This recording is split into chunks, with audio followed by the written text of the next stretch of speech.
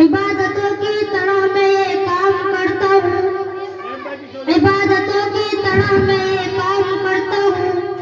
میرا اصول ہے کہ کہنے سے پہلے سلام کرتا ہوں۔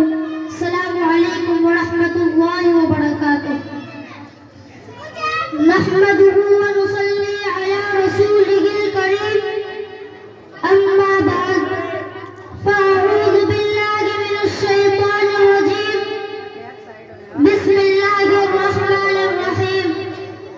ومن يتعد حدود الله فأولئك هم الظالمون۔ وقال رسول الله صلى الله عليه وسلم: ما تزوج امرأة لعزها لم يزده الله إلا ذلا، وما تزوجها لمالها لم يزده الله إلا فقرا، وما تزوجها لحسبها لم يزده الله إلا دناءة، وما تزوجها لمالها لم يزده الله إلا دناءة، وما تزوج امرأة لم يردها إلا أن يغض بصره ويحسن فرجه أو يصل رحمه، بارك الله له فيها وبارك لها فيه، أو كما قال عليه الصلاة والسلام۔ محترم صدر اور سامعین اعزام، آج میں آپ حضرات کے سامنے جہیز کے عنوان پر کچھ لب کشائی کی جسارت کر رہا ہوں۔ اللہ سے دعا کیجیے کہ مجھے صحیح کہنے اور ہم سب کو اس پر عمل کرنے کی توفیق نصیب فرمائے۔ محترم حضرات، میں نے جو حدیث شریف پڑھی ہے اس کا ترجمہ یہ ہے کہ جو شخص کسی عورت سے اس لیے شادی کرے گا کہ اسے عزت و مرتبہ حاصل ہو جائے تو اللہ تعالیٰ اس کو فقر و فاقہ اور اس کو ذلت و رسوائی کے سوا کچھ نہیں دیں گے، اور جو شخص کسی عورت سے اس لیے شادی کرے گا کہ اسے عزت و شہرت میں اضافہ ہو جائے تو اللہ تعالیٰ اس کو اور ذلیل کریں گے، اس کی ذلت میں اضافہ کے سوا کچھ نہیں ہوگا۔ اور جو شخص کسی عورت سے اس لیے شادی کرے گا کہ اس کی نظر نہ بہکے، وہ ہمیشہ پاک دامن رہے، اسے رحمت الہی حاصل ہو جائے تو اللہ تعالیٰ اس کو ہر اعتبار سے خیر و برکت عطا فرمائیں گے۔ حاضرین کرام، اس حدیث سے واضح ہو گیا ہے کہ جہیز کی لالچ میں نکاح کرنا آدمی کو فقر و فاقہ اور تنگ دستی کے حوالے کر دیتا ہے۔ جہیز کی تباہ کرنا آدمی کو ذلت و رسوائی کے بازار میں بیچ دیتا ہے۔ دوستو، شریعت اسلام میں جہیز دینا جائز ہے، مگر اس کی حقیقت کو سمجھنا بھی ضروری ہے کہ جہیز تحفہ ہدیہ کی حیثیت رکھتا ہے۔ باپ اپنی بیٹی کو کچھ ضروری سامان دے دے تو اس میں کچھ حرج نہیں، لینے والے کو اعتراض کرنے کا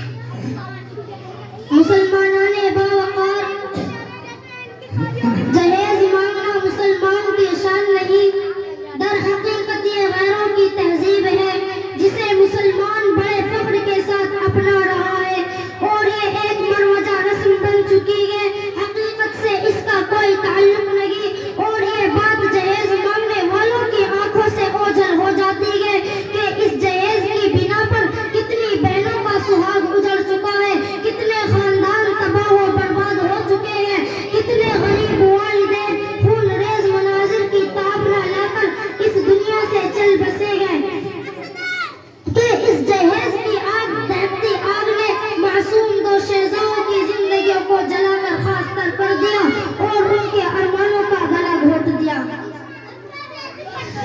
جہیز کا مسئلہ مسلم معاشرے کا ناسور ہے کہ ایک زخم رستے رستے لا علاج جو ناسور بنتا جا رہا ہے، کہ اسی جہیز کی بنا پر غریب والدین قرض کے بوجھ میں دبے ہیں، اسی جہیز کی بنا پر اموات و فسادات میں اضافہ ہو رہا ہے، اسی جہیز کی بنا پر معصوم دو شہزادوں کے ہاتھ مہندی رچائے جانے سے محروم ہے، اسی جہیز نے لوگوں کو خون کے آنسو بہانے پر مجبور کر دیا۔ اے جہیز کے بھکاریوں، تمہاری غیرت کہاں چلی گئی؟ کیا تمہاری غیرت کے لالے پڑ گئے ہیں؟ کیا تمہارے اندر نرمی و رحم کا مادہ ختم ہو چکا ہے؟ کیا تمہارے گھروں میں بہن بیٹیاں نہیں ہیں؟ کیا تمہارے اندر اسلامی تعلیمات کی کوئی قدر نہیں ہے؟ کیا تمہارے اندر روایت اسلام کا کوئی پاس و لحاظ نہیں ہے؟ کیا تمہارے دلوں میں سنت رسول سے محبت نہیں ہے؟ مجھے بتاؤ، کیا تمہارے دل پتھر سے بھی زیادہ سخت ہو چکے ہیں؟ ماشاءاللہ، سبحان اللہ، الحمدللہ، اللہ اکبر۔ ارے ذرا اور بھی تو کرو کہ عورت اللہ کی وہ نعمت عظمہ ہے کہ جس کا مقام قرآن نے وَقَرْنَ فِي بُيُوتِكُنَّ وَلَا تَبَرَّجْنَ تَبَرُّجَ الْجَاهِلِيَّةِ الْأُولَىٰ کہا۔ آج وہی عورت دفتروں، دکانوں، ہوٹلوں، شاپنگوں میں غیر محرم مردوں کے سامنے دو چار ہو رہی ہے۔ مجھے بتاؤ، اس باپردہ خوشبودار پھول کو گھر سے کس نے نکلنے پر مجبور کیا؟ تم یہ کہنے پر مجبور ہو جاؤ گے کہ غریب والدین اپنے وسعت کی بقدر اس معصوم کے ہاتھ نہیں رنگ سکتے، لہٰذا یہ خود اپنے لیے جہیز فراہم کر رہی ہے۔ پھر شادی کے کچھ ہی ایام گزرتے گئے کہ یہ خبر آنے لگتی ہے کہ جہیز کی کمی کی وجہ سے سسرال والوں کی زیادتی بڑھتی جا رہی ہے، تو کبھی اس معصوم کو لقمہ اجل بنا دیا۔ معزز سامعین، میں آپ کو فانی بدایونی کا واقعہ سنانا چاہتا ہوں کہ انہوں نے اپنی لاڈلی بیٹی کو بے پناہ جہیز دیا تھا، یہاں تک کہ اپنا گھر بھی سامان جہیز میں دے دیا۔ پھر کچھ ہی ایام بعد فانی بدایونی کو یہ اطلاع ملتی ہے کہ مزید جہیز کے سسرال والوں نے جہیز کے مطالبہ کو پرانا کرنے پر ان کی پیاری بیٹی کو قتل کر ڈالا۔ بوڑھا باپ فانی بدایونی اپنے لڑکھڑاتے پاؤں لے کر اپنی بیٹی کے جنازے پر ٹہر کر کثرت علم اور غموں کے جذبات سے مغلوب ہو کر بے ساختہ یہ شعر پڑھتا ہے۔ اب آیا یاد آرام جا اس نامرادی میں، اب آیا یاد آرام جا اس نامرادی میں کہ کفن دینا بھولے تھے اپنی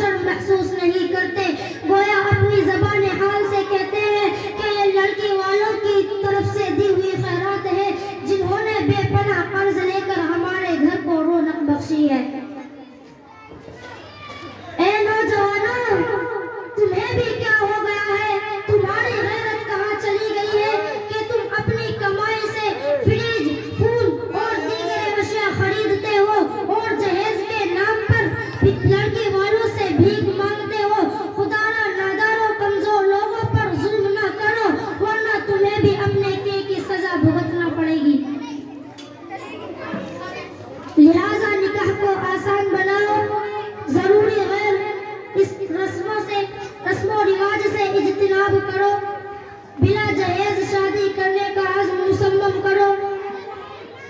اللہ سے دعا کیجئے کہ اللہ ہمیں بلا جہیز شادی نکاح کرانے کی توفیق